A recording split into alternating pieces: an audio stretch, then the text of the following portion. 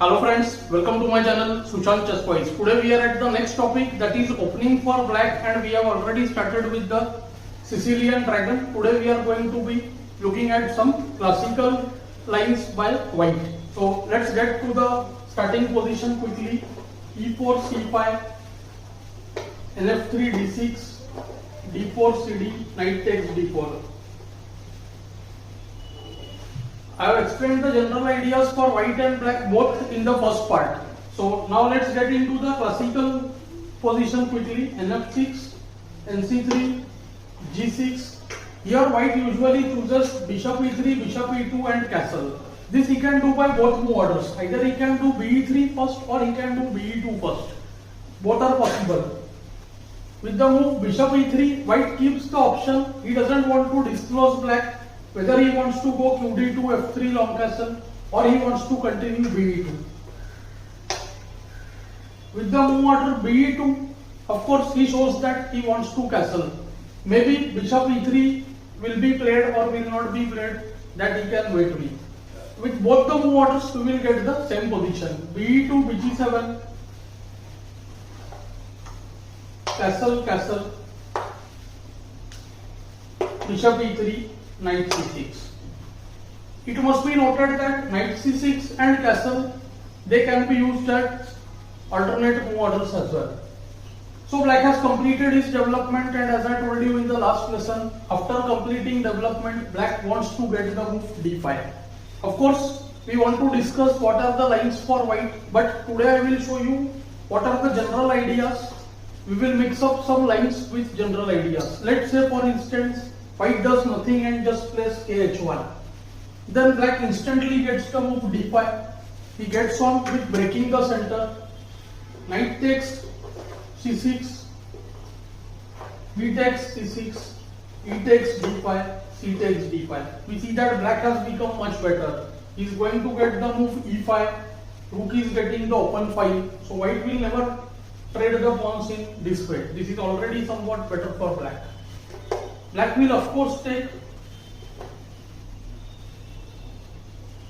ED5, and here ND5 and NB4 both are fantastic. Black's B knight will take the D5 pawn, and we can see that black's position has become already somewhat better. Now F4 is really bad, there will be NB-D5, and we can already make out again that black has played the position really well. It must be noted that after ED, knight D5 is also perfectly playable. White has two main possibilities here apart from KH1. One is queen D2. As soon as the queen leaves the D1 square, we use this tactical idea in G4 when black wants to snatch this bishop. So theory suggests knight C6, BC, bishop takes D4, bishop takes D4 and trades one of the bishop. But here also after the move queen A5, it is black who is perfectly fine.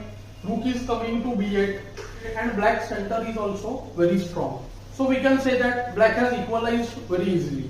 Other main move is the move F4, which is the main plan behind playing short castle BE2, BE3. Now black utilizes this diagonal which has become weak momentarily. Black plays the move QB6.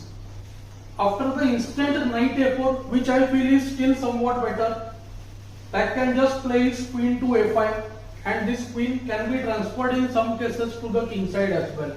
Now this knight has to lose a tempo. So this position is already, we can say, more or less equal for black. Black is indirectly attacking the square D4, and now white has some serious problems defending that. QD3 happens to be the main move. If now king H1, then comes knight takes C4.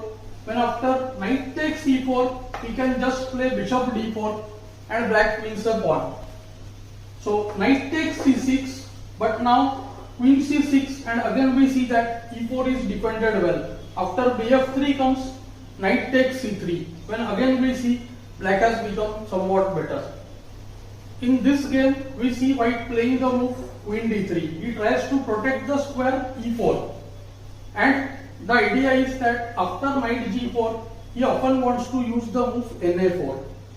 But after NA4, black has a splendid idea. He uses the move bishop takes D4, sacrificing the queen for 3 pieces. Knight takes b6, bishop takes e3, check, king h1, and now the bishop takes b6. Well, we have got a very much imbalanced position, and it looks like after bishop g4, this position is much better for black.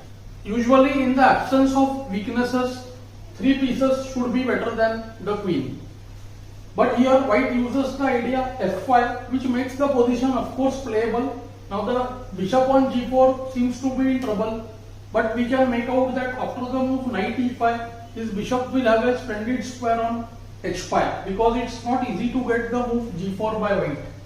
In the current game, black played bh5, rook e1, knight e5, queen h3, and black plays the move f6, queen h4, and he wants to play bishop g4. So basically we attack the square on f5.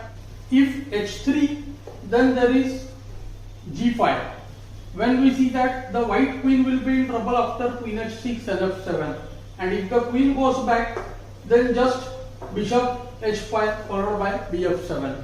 That was the point of the move f6, and this is absolutely good position for black.